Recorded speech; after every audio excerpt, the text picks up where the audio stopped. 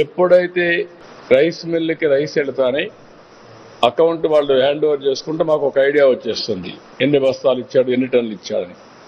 Next 1 hour 2 hours ఆ రోజే 48 hours అన్నా ముందుగానే ఇచ్చేస్తున్నాం. వాళ్ళ బ్యాంకుకు అకౌంట్లో డీబీటీ వెళ్ళిపోతుంది, డైరెక్ట్ బెనిఫిట్ ట్రాన్స్ఫర్ స్కీమ్ వెళ్ళిపోతుంది. దీనివల్ల వాళ్ళకి ఎక్కడా ఇబ్బంది ఉండదు. ఇది చేసినప్పుడు కూడా టెక్నాలజీ కూడా చెక్ చేసుకుంటున్నాం, ఆడిట్ చేసుకుంటున్నాం, మళ్ళా IVRS తీసుకుంటున్నాం. అంటే డబల్ షో, ఎక్కడ చిన్న మిస్యూజ్ కాకుండా ఎవ్వరు కూడా అజాగ్రత్తగా ఉండకుండా ఎన్ని జాగ్రత్తలు తీసుకోవాలని జాగ్రత్తలు తీసుకుంటున్నాం. ఇప్పుడు కూడా దీంట్లో కూడా ఒక 5-10% మమ్మల్ని మిస్లీడ్ చేయాలని ప్రయత్నం చేస్తే అది కూడా అధ్యయనం చేసుకొని ఓకే వీళ్ళు ఇంతేని వదిలేస్తాం. ఒకవేళ నిజంగానే ప్రాబ్లం ఉంది, మొన్న నేను చూశాను, గోనె సంచుల్లో రంధ్రాలు ఉన్నాయని చెప్పారు. నేను ఫీల్డ్కి వెళ్ళినప్పుడు నేను చాలా స్పష్టంగా ఎగ్జామిన్ చేశాను. అక్కడ గోనె సంచుల్లో రంధ్రాలు ఉన్నాయంటే ఆ కన్సర్న్ రైస్ మిల్ ఎవరైతే వాళ్ళు డ్యూటీ చేయాలో వాళ్ళు ఫెయిల్ అయ్యారు. రైస్ మిల్లర్ డ్యూటీ ఏంటి? గోనె సంచులు బాగుండే సంచులు ఇవ్వాలి. ఆయన తక్కువ ఇస్తే తీసుకోడు. గోనె సంచులకు రంధ్రాలు ఉంటే ఏమవుతుంది? దారంతా కారుకుంటూ వస్తాయి, లీకేజెస్ అవుతాయి. అది ఎవరి డబ్బులు? అది రైతు డబ్బులు. ఇలాంటి కొన్ని ఫీడ్బ్యాక్లు పర్ఫెక్ట్గా వస్తున్నాయి. నేను అందుకే ప్రజలందరినీ కోరుతున్నాను. నేను 5 సంవత్సరాలు తెలుగుదేశం పార్టీలో అనేక సర్వేలు చేశాను. నేను ఎప్పటికప్పుడు అవర్స్ టుగెదర్ కూర్చొని అధ్యయనం చేశాను. అందుకే రైట్ పర్సన్కి రైట్ పొజిషన్లో పెట్టడానికి ఇంకా ప్రయత్నం చేస్తూనే ఉన్న, సిస్టాన్ని ఇంప్రూవ్ చేసుకుంటూ ప్రయత్నం చేస్తున్నా. అదే సమయంలో ఇప్పుడు గవర్నమెంట్లో కూడా ఆర్టీజీఎస్ తరఫున టెక్నాలజీ అంతా కూడా ఇచ్చేసి వేరియస్ సర్వేసే కాకుండా ఫీడ్బ్యాక్ తీసుకుని మెరుగైన సేవలు ఒక సుపరిపాలన ద్వారా ఏ విధంగా అందించాలో అన్ని అందిస్తాం. ఈరోజు మీరు చూస్తున్నారు, ల్యాండ్ ఇష్యూస్ ఎక్కడెక్కడి నుంచో వచ్చేసారు. 5 సంవత్సరాల పెండింగ్ ఉండే ఇష్యూస్ చూస్తూ ఉంటే కొన్ని వేల మంది వచ్చేస్తున్నారు ఎక్కడికి పోయినా. అంటే దీన్ని పరిష్కారం చేయాలి.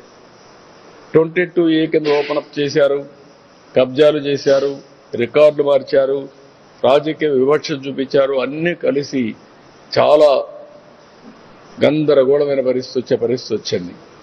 ఇది నాకు ఒక 4-5 నెలలు పడుతుంది. రెవెన్యూ సదస్సులు అయిపోతున్నాయి, రికార్డు ఎస్టాబ్లిష్ చేస్తున్నాం, సర్వేలు చేశారు, సర్వేలు మళ్ళా తప్పులు చేశారు, మళ్ళా రీసర్వే చేయాలి. ఇవన్నీ చేసి పక్కా పట్టాదారు పాస్ పుస్తకాలు ఇచ్చి, ఒకవేళ కొన్ని అసైన్మెంట్ ల్యాండ్స్ కొంతమంది పట్టాలు కావాలని అడుగుతున్నారు, డీకేటీ పట్టాలు, అవి కూడా ఏం చేయాలో ఆలోచించి అన్నీ కూడా పరిష్కారం చేస్తాం. అంటే వీటికన్నిటి కొంత సమయం పడుతుంది. వ్యవస్థ విధ్వంసం అయింది, సమస్యలు ఉన్నాయి, 1 by 1 పరిష్కారం చేసుకొని వస్తున్నాం. ఇది నేను పెట్టినటువంటి వ్యవస్థ బాగా సక్సెస్ అయితే దీన్ని నేను అన్ని నియోజకవర్గాలకు రిప్లికేట్ చేసే పరిస్థితి వస్తుంది. రేపు అన్ని నియోజకవర్గాలు కూడా రిప్లికేట్ చేస్తే ఇది ఒక మోడల్ కింద వస్తుంది. ఒక ఎమ్మెల్యే, ఒక ఎంపీ ఒక బాధ్యత తీసుకొని ప్రజా సమస్యల్ని ఏ విధంగా పరిష్కారం చేయగలుగుతారు, సుపరిపాలనకు ఏ విధంగా నాంది పలుకుతారు, ప్రజలకు ఎట్లా అందుబాటులో ఉంటారు, ఆయన లేకపోయినా వాళ్ళ ఆఫీస్ ఏ విధంగా సమర్థవంతంగా వాళ్ళ సమస్యల్ని ఎప్పటికప్పుడు పరిష్కారం చేస్తారనే దానికి ఇవన్నీ పెడుతున్నాం. ఇది టెక్నాలజీని కూడా నేను ఆర్టిఫిషియల్ ఇంటెలిజెన్స్ కూడా ఉపయోగించుకొని ఏ సమస్య పరిష్కారం చేయలేకపోతున్నా, ఎందుకు పరిష్కారం కావడం లేదు, ఇలాంటి అన్ని కూడా అనలైజ్ చేసి దీంట్లో కీలకమైన పాత్ర టెక్నాలజీ పోషిస్తుంది. మీరు గుర్తుపెట్టుకోవాలి. ఎప్పటికప్పుడు అధ్యయనం చేయడం కానీ, మళ్ళా ఫీడ్బ్యాక్ తిప్పడం కానీ, ఆ సైకిల్ని మళ్ళా ఇది చేయడం కానీ, మళ్ళా చాలా ఆఫీసుల్లో మనం చూస్తే ఒక పిటిషన్ వస్తుంది, నేను స్టాండర్డ్స్ పెడతాను, వారం లోపల క్లియర్ చేయాలని.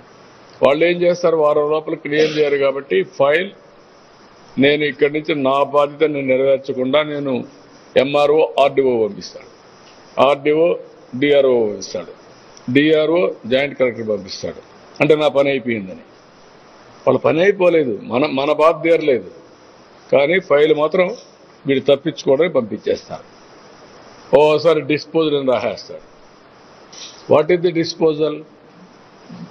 Transfer is not the disposal. అందుకే నేను చెప్పాను ఆకస్మిక తనిఖీలు కూడా వస్తానని. నేను రాబోయే రోజుల్లో ఆఫీసులకు వస్తాను, అధ్యయనం చేస్తా. మార్నింగ్ మీరు వస్తానని చూశారు. మా ఆఫీస్ ప్రాసెస్ అంతా రిసెప్షన్లో చూశాను, ఈ డెస్క్ల్లో చూశాను, మా టీమును చూశాను, సమస్యలను అధ్యయనం చేశాను. ఆ సమస్యలు వీళ్ళు అర్థం చేసుకున్న విధానాన్ని అధ్యయనం చేశాను. ఆ సమస్యకు రైట్ పరిష్కారం ఇస్తున్నారా లేదో కూడా అధ్యయనం చేశాను.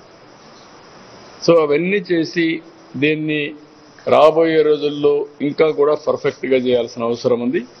వన్స్ ఇది పర్ఫెక్ట్ అయితే, ప్రాసెస్ కానీ పర్ఫెక్ట్ అయ్యి అవుట్కమ్ కరెక్ట్గా వస్తే, నథింగ్ లైక్ దిస్.